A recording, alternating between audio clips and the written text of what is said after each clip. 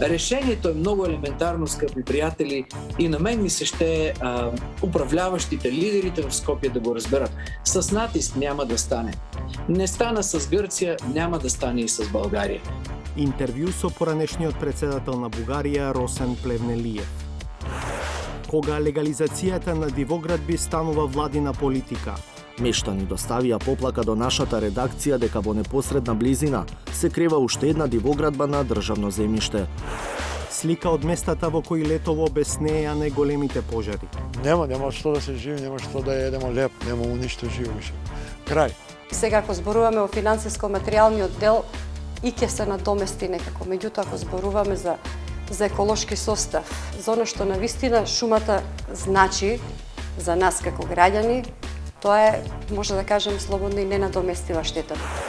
Пописот почна како е на терен. Директорот на Заводот за статистика во ненајавена посета на Тетовскиот регион. Каков е впечатокот после вториот ден?